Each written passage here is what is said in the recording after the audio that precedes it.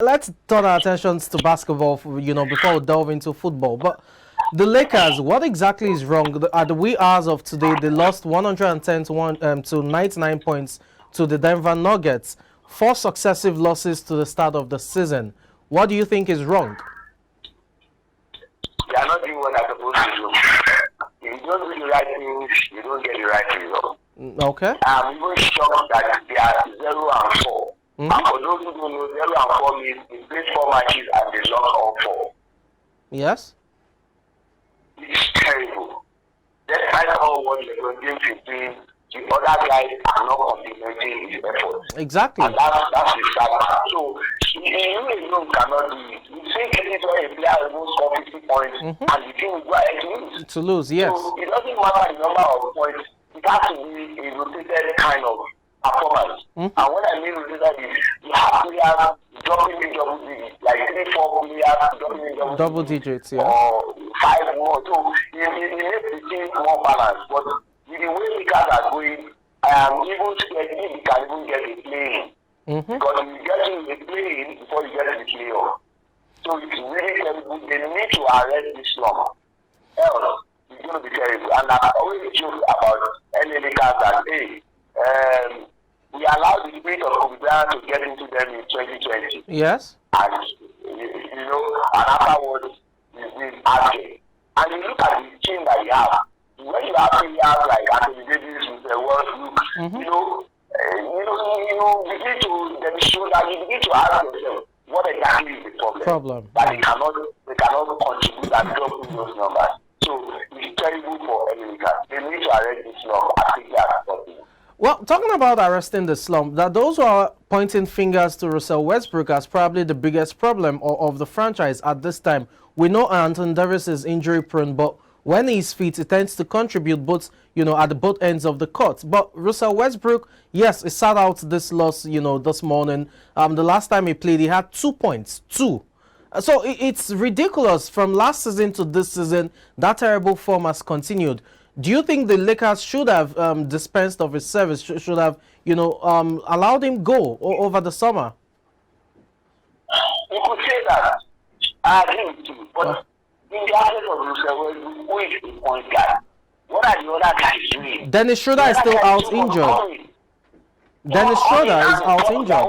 Dennis Schroeder is also a point guard. Yes. You have Anthony Davis who is a power forward. Him and LeBron James. Yes, Patrick Beverly, all of them, they all come in and support. You don't have a good game all the time. So the killing point accusing fingers on the former Oklahoma City Thunder player. Okay. Yes.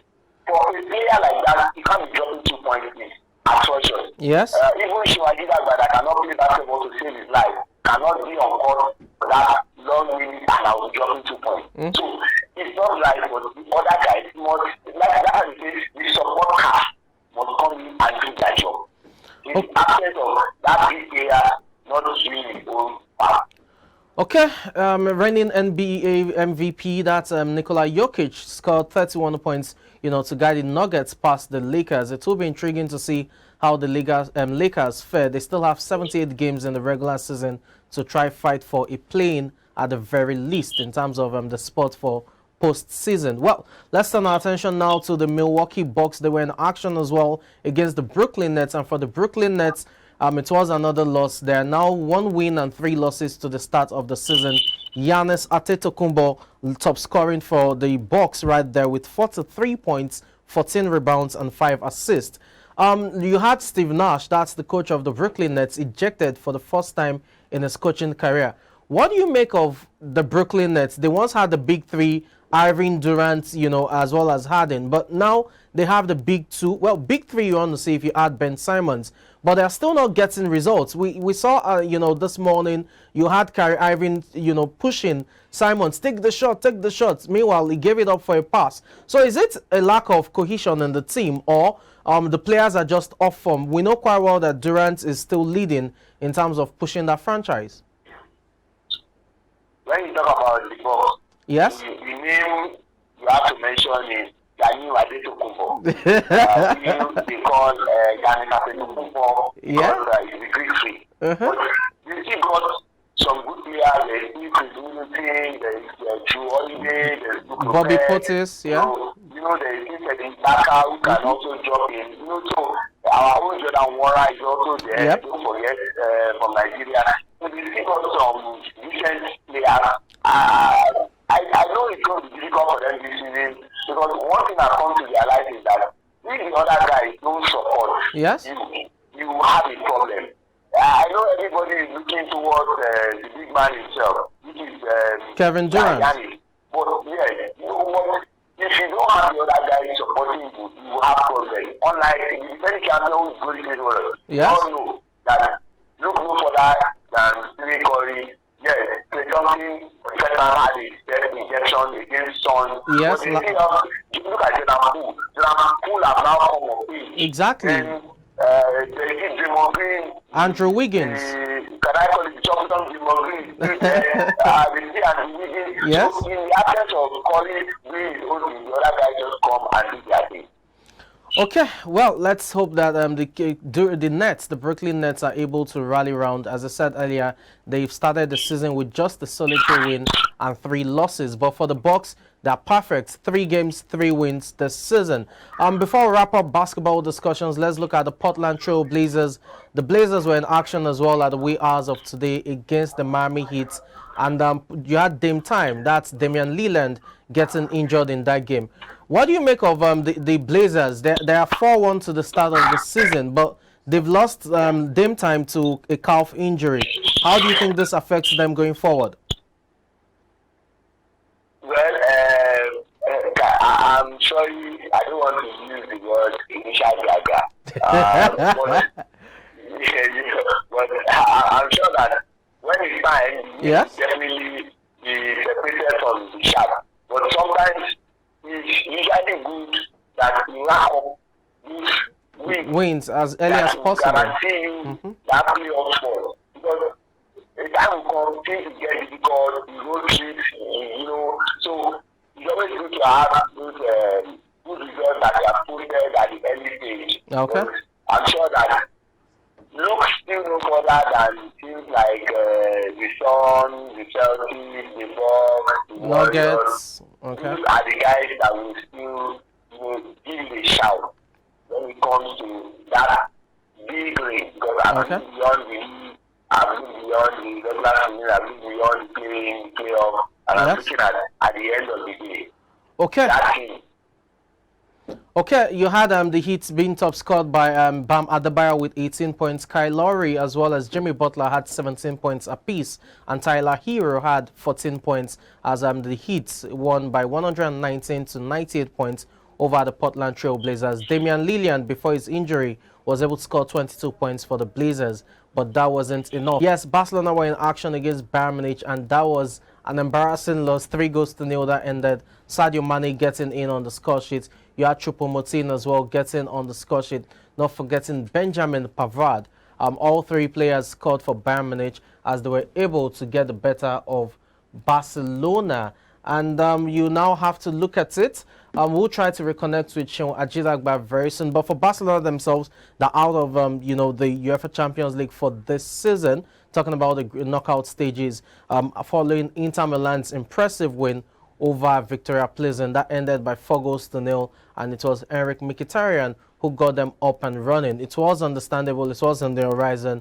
Barcelona's greatest undoing was not losing to Bayern Munich over 2 legs. It's losing, to Inter Milan away from home and not being able to repay the favor at Camp Nou. So 4-point Xavi's men demoted to the Europa League for a 2nd successive season, and the big question is, how does this affect them going forward? What are the chances? How do you look at the chances of Barcelona recovering from this, not just in terms of European League football, which is every Thursday, but how does it affect them in the league? Remember, in the Europa League, you have to probably travel to places like Cyprus, Kazakhstan, among others. And you look at the time frame for players to rest, the wear and tear on the body, all of these definitely it doesn't spell good for Barcelona, especially when you consider injury woes to the team. Real Madrid are still the team to beat in the Spanish La Liga, and it will be intriguing to see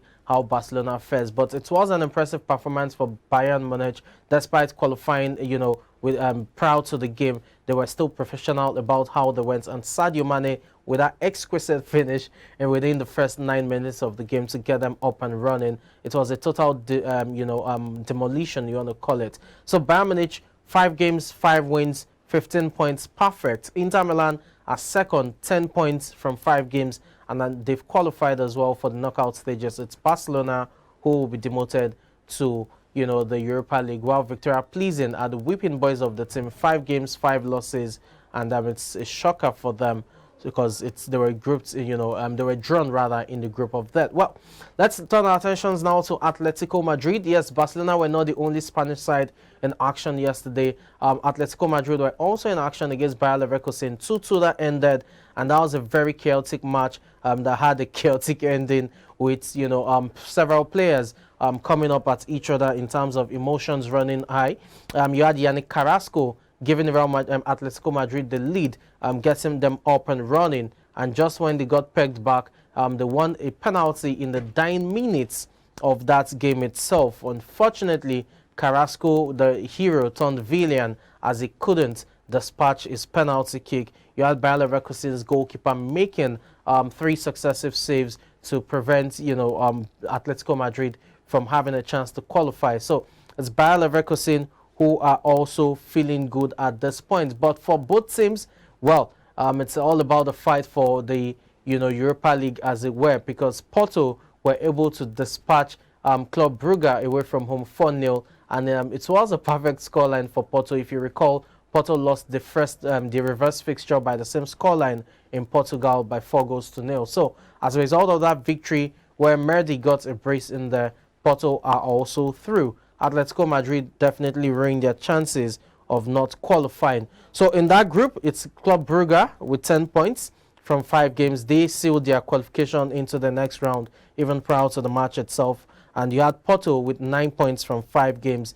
Porto are also through to the knockout stages of the UEFA Champions League.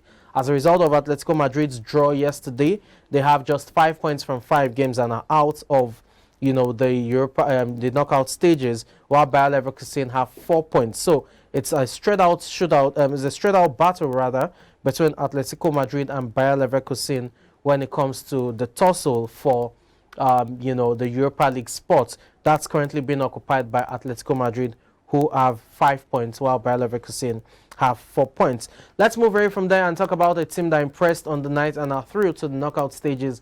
Liverpool Football Club. Yes, on the domestic scene, they are going through a whole lot in terms of inconsistent results and performances. But on the continental stage, it seems Jurgen Klopp's men have their acts together. It was quite an impressive showing from them. 3-0 it was in terms of the scoreline right there in Amsterdam, as they were able to roll past Ajax. You had Mohamed Salah kicking them up and running. You also had Avi Elliott scoring the 3rd goal, as Darwin Núñez scored the 2nd goal for Liverpool to ensure that Jurgen Klopp's men are into the round of 16 for the UEFA Champions League.